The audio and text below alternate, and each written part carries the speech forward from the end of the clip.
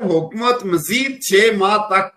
وعدے پورے نہ کر سکی تو آپ کے پاس متبادل راستہ کیا ہوگا؟ سر دیکھیں، پہلی بات ہے 6 ماہ کی تو بات ہی نہیں ہے، یہ تو 90 دنوں کی بات ہے کہ 90 دنوں کے اندر 3 ماہ کے اندر یہ چیزیں ہمارے ساتھ انہیں سیٹل کرنی ہے، اور 3 ماہ میں سے 35 دن گزر گئے ہیں، 55 دن رہ گئے ہیں، ہم ان کا ویٹ کریں گے۔ تحریری طور پہ ہم پابند ہیں، اخلاقی طور پہ ہم پابند ہیں انشاءاللہ۔ پہلی تو ہمیں امید ہے کہ ہمارے یہ تمام معاملات جو ہمارے ساتھ ایک ایگریمنٹ سائن ہو اس کے مطابق مکمل کیے جائیں گے۔ اگر اللہ نہ کرے، میں پھر وہ بات کروں گا جو آپ کی نے بات کی کہ ایسی نوبت نہ آئے، اگر ایسی نوبت آتی ہے تو جموں کشمیر جوائنٹ عوامی ایکشن کمیٹی الحمدللہ بڑے وثوق سے میں یہ بات کہتا ہوں as a member core committee کہ پوری عوام، پورے اوورسیز پہلی دفعہ دیکھیں لوگوں کو یہ پتہ لگ گیا، 78 سال ان کو مختلف نظریات میں بیچا گیا لیکن کسی بھی نظریے کے مطابق عمل درآمد نہ ہوا۔ یہ پہلی تحریک ہے جس کو 2.5 سے 3 سال ہوئے جس کے اندر عوام کو ریلیف ملا، وہ بجلی اور آٹے کی شکل میں ملا۔ ابھی میں نہیں جاتا باقی چیزوں کی طرف، عوام کا اعتماد بحال ہو چکا ہے، غریب کا، ایک مڈل کلاس شخص کا جس کو کبھی کسی نے منہ نہیں لگایا اس کو ایک سہولت ملی ہے، اس کا اعتماد قائم ہے ایکشن کمیٹی کے اوپر۔ اور انشاءاللہ اگر اللہ نہ کرے پھر وہ میں بات کہتا ہوں کہ ایسی نوبت آئی تو چوتھی بار بھی جب عوام نکلے گی ایک بھرپور طریقے سے باہر نکلے گی، اور پھر اس عوام کو روکنا یا ان چیزوں کو سیٹل کیے بغیر ان کو واپس لے جانا ناممکن ہوگا۔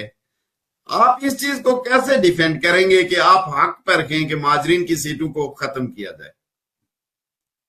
سر پہلی بات یہ بتائیں کہ کس جگہ پہ قانونی طور پہ یہ ثابت کر سکتے ہیں جناب کہ مسئلہ کشمیر ان 12 سیٹوں کے ساتھ جڑا ہوا ہے،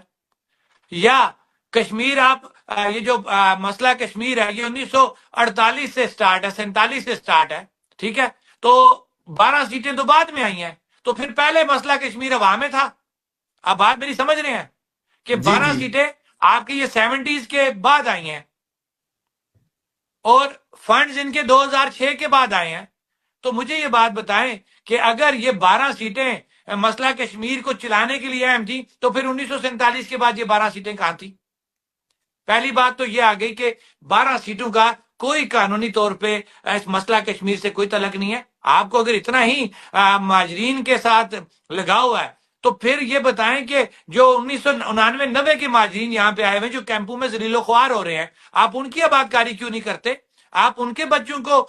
سیٹ کیوں نہیں دیتے؟ آپ ان کو ان کے گھروں کو کیوں نہیں آپ بناتے؟ ان کو پانی کی سکیمیں کیوں نہیں دیتے؟ ان کو پڑھائی کا اچھا نظام کیوں نہیں دیتے؟ یہ دورہ میں آ رہا ہے، یہ دوگلا پن ہے ان حکمرانوں کا، اور انشاءاللہ یہ ہمارے ساتھ بیٹھیں گے۔ ہماری یہ کمیٹی بن چکی ہے اور باقاعدہ طور پہ ہم نے بھی تمام اپنے ریاست کے جو قانون دان یا بڑے بڑے بیوروکریٹس جو اس چیز پہ عبور حاصل کرتے ہیں، ہم نے ان کی کمیٹی بنا لی ہوئی ہے۔ بہت جلد ہم اس کو اناؤنس کریں گے جو ہماری مشاورتی کمیٹی ہوگی ان 12 سیٹوں کے حوالے سے حکومت کو جواب دینے کے لیے، اور ہماری کمیٹی انشاءاللہ بھرپور طریقے سے جواب دے گی، اور یہ 12 سیٹیں ختم ہو چکی ہوئی ہیں اور انشاءاللہ قانونی طور پہ تھرو پراپر اسمبلی جو اس کا ایک طریقہ کار ہے اس میں یہ ختم طور پہ دوں گا کہ قانونی طور پہ وہ بات ٹھیک کر رہے ہیں کہ جناب کے ممبر آف لیجسلیٹو اسمبلی تو ہم نے اس کو ووٹ دے کے جس کو اسمبلی میں بھیجا اس کا کام تھا، جب انہوں نے یہ کام نہیں کیا تو پھر عوام باہر نکلی۔ اب جب عوام باہر نکلتی ہے تو اس کا سمپل جواب ہے کہ اگر ہم کہتے ہیں کہ 12 مہاجرین سیٹیں ختم ہو گئی ہیں، ختم کی جائیں، ہم یہ کہتے ہیں جو ہمارا چارٹر آف ڈیمانڈ ہے جس کا یہ کہتے ہیں کہ ان کے پاس اختیار نہیں ہے، آپ کے پاس اختیار تھا، آپ نے عمل نہیں کیا اس کے اوپر۔ اب عوام کا جو اختیار ہوتا ہے وہ سب سے بڑا اختیار ہوتا ہے، تو فوری طور پہ ریفرینڈم کی ہم نے ان کو بات کہہ دی تھی کہ اگر آپ لوگوں کو زیادہ شوق ہے کہ آپ کے پاس ہمارا مینڈیٹ ہے اور آپ اس مینڈیٹ کو استعمال نہیں کر رہے اور آپ خالی تقریریں کرتے ہیں کہ ان کے پاس اختیار نہیں ہے، تو اختیار ریفرینڈم کی شکل میں سامنے لایا جا سکتا ہے کہ عوام کیا چاہتی ہے اور یہ چند ممبران اسمبلی کیا چاہتے ہیں۔ چند ممبران اسمبلی اپنے اقتدار کو طول دینا چاہتے ہیں اور آزاد کشمیر بھر کی ریاست بھر کی جو